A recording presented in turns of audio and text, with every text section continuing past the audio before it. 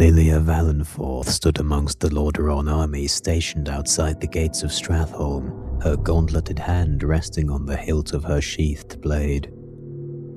She remembered the horrors she had witnessed during the military's ride to relieve the Hearthglen defenders of their siege. Her countrymen were suffering a most cruel fate, the mysterious plague denying them even the surest way of escaping their torment. Many an undead peasant were crushed beneath the tidal wave of hooves, whilst the golems of corpses sewn together burned beneath Uther the Lightbringer's holy judgment. Had they not arrived when they did, Prince Arthas might have fallen to the undead assailants. Lilia had hoped she would get used to killing. After all, her father, Luke, has thus far led a successful military career, and she intended to fill those boots no matter how large they got. It was easier when the ones she rode down had fangs and green skin, as the Lordaeron army and the Knights of the Silver Hand had been scouring the realm of horde stragglers. As her father had taught her then, the orcs were monsters, less than human, and forsaken by the light, which was easy to believe at the time considering the damage they had done to humanity and the atrocities they had committed along the way. Maintaining the mental fortitude that the dehumanization of her enemies granted was more difficult, however, when the shambling horror before her had once been an innocent farmer whose trust in his kingdom and the light hadn't saved him from his cruel fate. She snapped back to reality before the gates of Stratholme, her subconscious having registered something she could barely fathom. Prince Arthas had accused Uther, his own mentor, of treason. Surely not. Arthas turned to the amassed Silver Hand paladins, and by his right of succession and the sovereignty of his crown, suspended the Knights of the Silver Hand of their service. Lilia wanted to shout at the prince, even strike him, anything so that he might regain his senses. The last thing the kingdom needed in this dark time was thinning the ranks of its able-bodied defenders. Arthas called upon those with the courage to do what must be done to follow him into the city, and for the rest to get out of his sight. Lilia looked on as Uther and his paladins left Arthas standing at the gates. How could they abandon the citizens of Stratholme to a fate worse than death, despite their prince's foolish denunciation?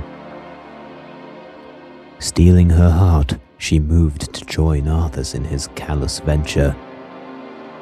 She and her fellow soldiers took up positions before the main gate, and she cringed at the hero's welcome Arthas received from the bustling street before them.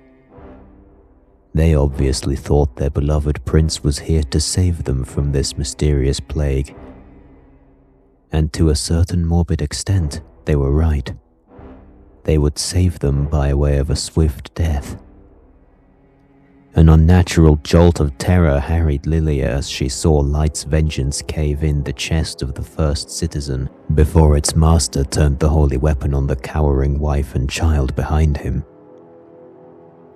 She readied her sword and shield, for soon the perimeter would be stormed by hundreds of fleeing citizens. And then she saw something that shook the very foundations of her faith in the light. A gargantuan humanoid figure with cloven hooves and bat wings materialized in the middle of the street, declaring himself to be Mal'Ganis, and that he would bend the people of this city to his service, household by household, until the flame of life had been snuffed out. All around him the citizens began to rot and decay as the plague turned them into mindless drones attacking their fellow man. Arthas ordered the troops to advance into the city with no mercy toward any that crossed their path, and thus did Lilia wet her blade with the tainted blood of both the yet living and the dead. She carved a swathe of blood through the undead assailants, eventually reaching the fountain before Ezra Grimm's premium tobacco store. A small boy hiding in the fountain, crying at the pain of his body beginning to fail him, and Lilia knew what she had to do. A gut-wrenching wail escaped the boy as the blade struck home, whereupon Lilia turned from the gruesome scene and took a moment to uncontrollably void her bowels of the rations she had hastily consumed that morning.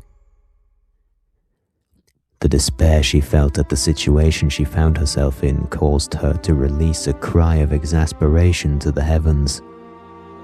Surely the light forgave her for what she was forced to do. Surely. She reinforced her faith and continued her grim duties, slaying Ezra Grimm in his own shop. Mal'Ganis had to be stopped.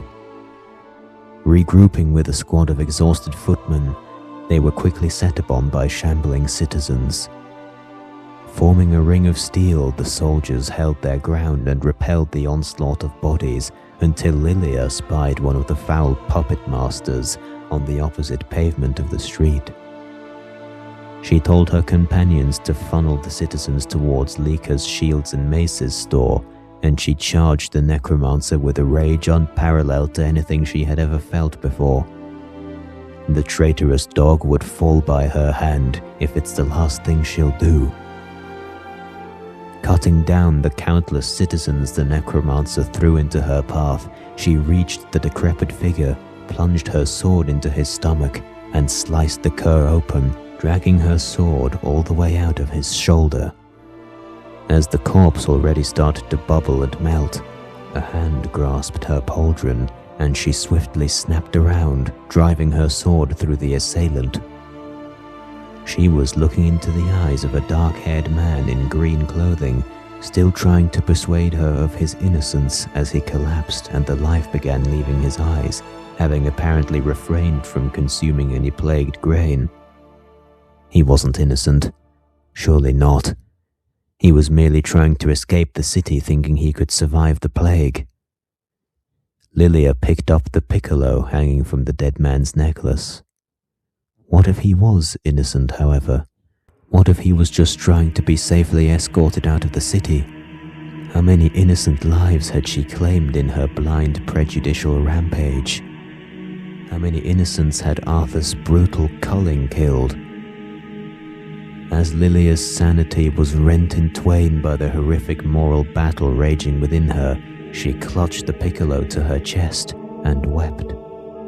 Was Uther right to search for a different answer to Stratholme's situation? In the back of her mind, she could hear the dark laughter of the devil Mal'Ganis. It was a terrible noise, and she wanted it to end. Lilia wanted the nightmare her reality had become to end. Barely acting consciously, she ran her blade through her stomach, and she felt nothing. Bleeding profusely, she picked up the body of the piccolo player and with the last of her strength walked into the burning ruins of the Stone Crow Tavern. It was best her father were still to have hope that she somehow survived Stratholme. Hope would be in short supply for the entire kingdom in the days to come. Lying next to the body of the bard, Lilia's tears sizzling her skin in her final moments and the flames eating away at her body, she prayed. She prayed that she could still be forgiven.